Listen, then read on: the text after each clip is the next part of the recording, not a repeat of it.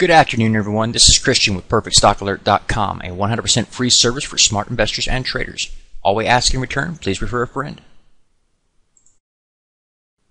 Today is Friday. It is March 30th, 2012, and like we do every Friday, I'm going to be going over all the major markets that we track, global markets as well as U.S. markets here at PerfectStockAlert.com, so that you know everything that I know moving into the week ahead. To start off with, we always start with the Australian markets because it starts with an A, and it's the first one on my list. That's why. Alright, so looking at the Australian markets here, we had a nice call way back here, moved to the upside, started to see some resistance at this level right here. Got a sell opportunity here, told you this was probably going to bounce back up here and test this again. She does. Fails at it again, we sell it again, advance the stop here, she comes up here again, fails, sells off lower. Comes up again, consolidates for a bit, and breaks out. We told you on this particular scenario that we expect to break out. If it happened, we wouldn't buy it. We wouldn't buy it because the longer-term chart shows that the upside here is limited because there's some major resistance on the longer-term charts. And now you'll see that today's activity here is getting a shooting star, basically an inverted hammer at the top of a pattern here.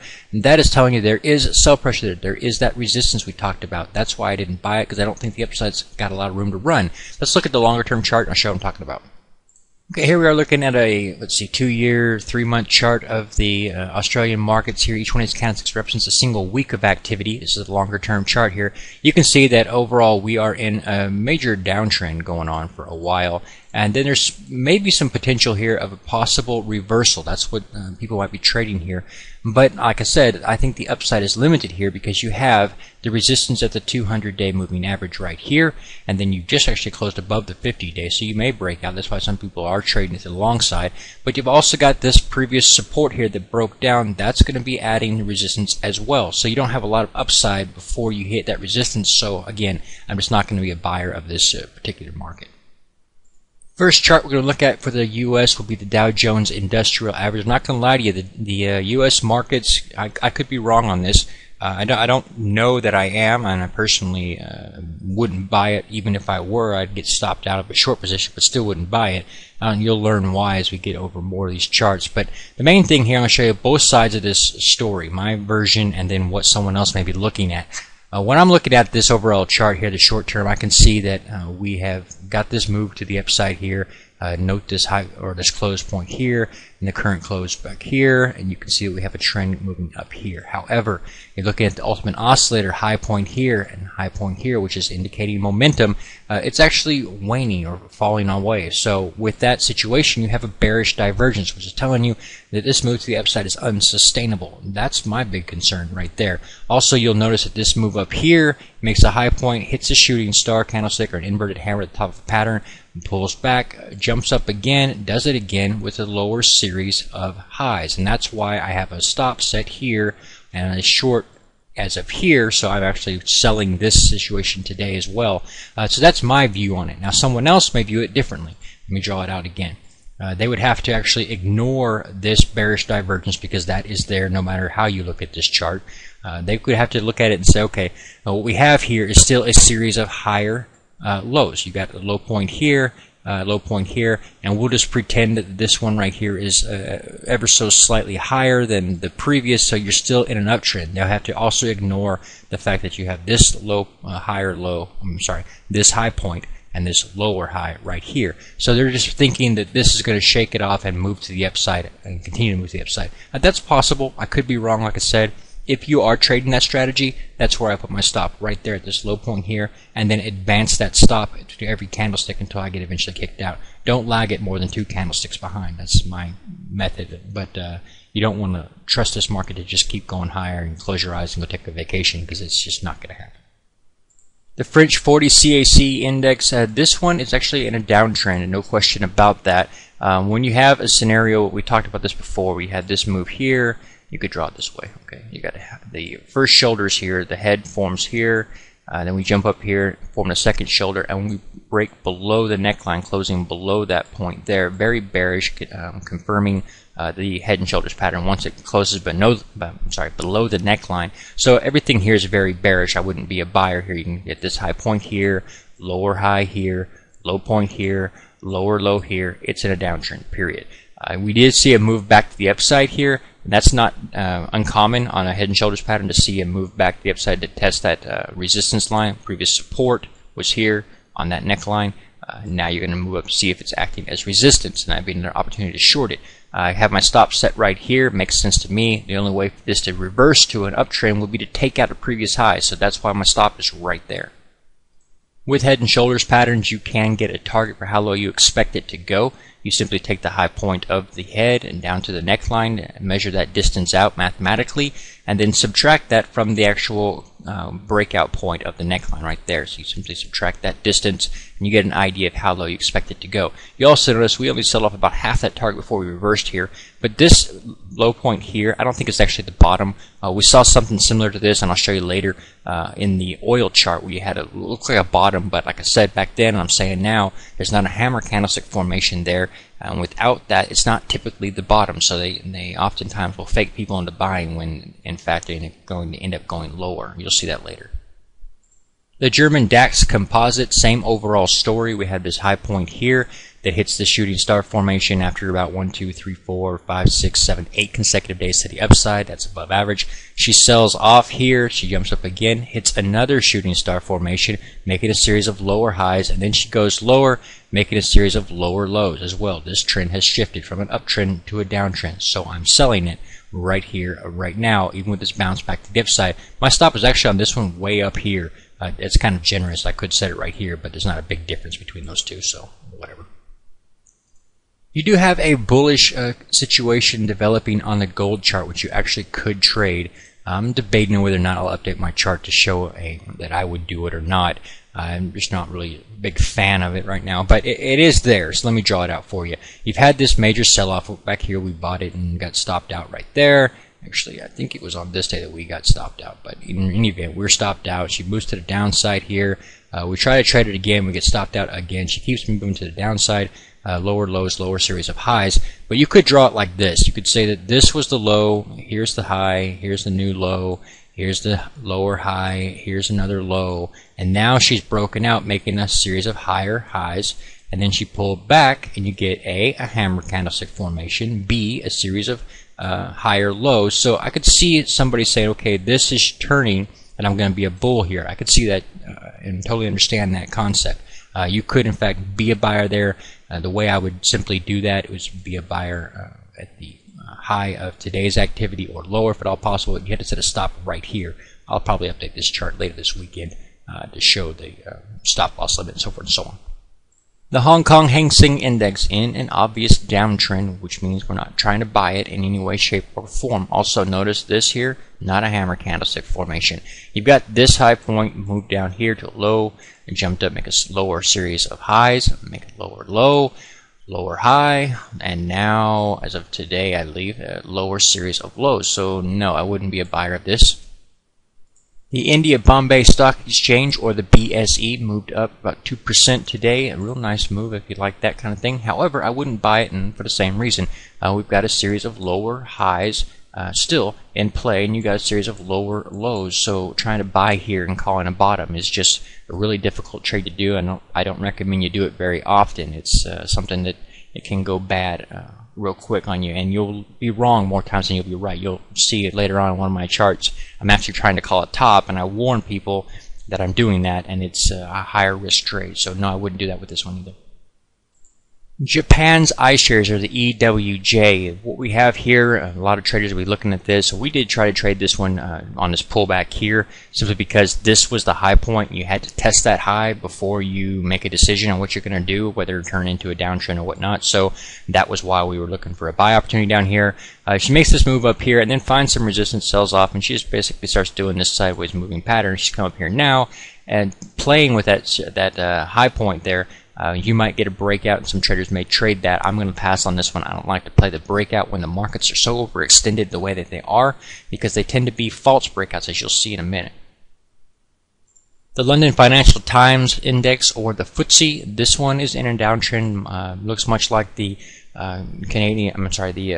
French and German markets. You've had this basic resistance level here. You've come up here and you find a shooting star formation here, and then another one here at about the same level and finding resistance there. And now you're moving to the downtrend. Okay, shifted from an uptrend to a downtrend here. A series of lower highs and lower lows.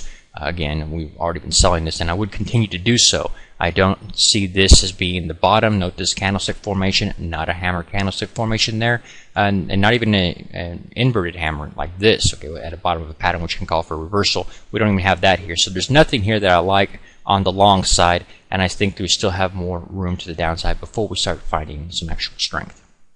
Okay, now we're going to be taking a look at the NASDAQ. This is probably the most important chart in my opinion right now. The NASDAQ has had a major move to the upside, really nice. Everybody's made money on that, it's happy.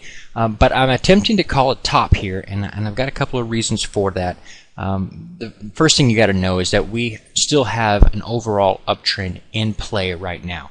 So like I said, I'm trying to call it top, which means higher risk, because you're trying to say this is the exact top, which is very difficult to do. So this is where my stop is at, the exact high point there. And you'll notice that we have got a series of negative signs here on the ultimate oscillator. You've got this high point, lower high point here, moving down, showing momentum to the upside is decreasing, while actual price activity, the closes, were actually moving to the upside, which would say that this move here is unsustainable. Now you've also got confirmation of that because you got this low point here dipping below the 70 line here on the ultimate oscillator, and then you've dipped even lower here, so that's confirmation. A dip below the 50 here would be that much more confirmation. Of course, you wait that long, then you're going to be risking a lot more when you start shorting. So I didn't wait that long. I've already been started shorting here, and I would continue to do so any move to the upside, but I would keep my stop right here. Now here's why I'm going bearish and calling it top here. I want to show you the longer term picture of the NASDAQ. Okay, this is a 27-month chart of the NASDAQ. Each one of these candlesticks represents a single week of price activity. A couple things to note about this particular chart. Right off the bat, the RSI is the most trusted, or the most the one I use above everything else when it comes to long-term overbought and oversold conditions. If she gets above 70, she's overbought. We saw that back here. We saw the sell-off that followed. We saw that here. We saw the sell-off that followed. We saw that here. Start to find resistance at this level. We got to sell off a little bit of one there. Again here. And then we started to fail at that level, and we ended up doing this whole big number here. Now we're up there above the 70 again. That's an overbought condition. No two ways about that. So there's no question in my mind. Another thing that's really bothering me on the long bullish concept of the NASDAQ at this point, you've got 1, 2, 3, 4, 5, 6, 7 consecutive weeks to the upside. That's above average. Typically you get 2 to 5, and that's within the normal situation. You count them out. You can look 1, 2, 3, 4, 5. Then you get a couple weeks to the downside. That's normal. That's how things typically happen. When you get 7, you're above average, and you know that sooner or later you're going to pull back. Nobody makes money unless at some point you sell. When that selling happens, you get the move to the downside. The thing that bothers me most about this situation here, this shooting star, you're getting everything's telling you. The chart is telling you again and again. You're finding resistance. You're getting overextended, as the RSI points out. And what's most concerning would be the fact that the last time you saw something like this was back here before the flash crash. 8 consecutive weeks to the upside, overbought. All the signs were there. You even had the shooting star formation. So you got a week to the upside thereafter, but the end result was a 1,000-point slide to the downside. No, I wouldn't be a buyer of this. The XOI Oil Index. This is one that you can learn from. A very important chart here. We updated this last night on our website. We didn't cover it in the video, but it was updated on our free website at perfectstockalert.com. You can go there every night. We update all of our charts. If we see a buy opportunity, we indicate it with a arrow and a stop loss limit where we think we put that stop.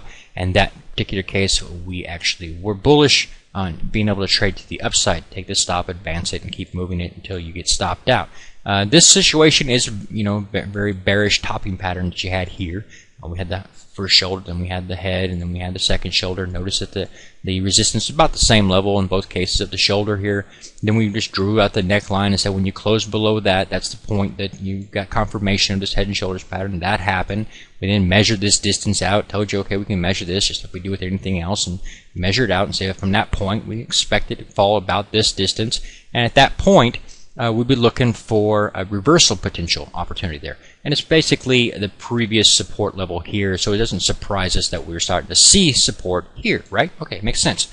However, here we come close to it, and then we start to get this move back to the upside. I told you at that time I wouldn't buy it because it's no hammer formation. It's typically, like you'll see in other charts, just a test of the neckline before she falls down lower, just like that.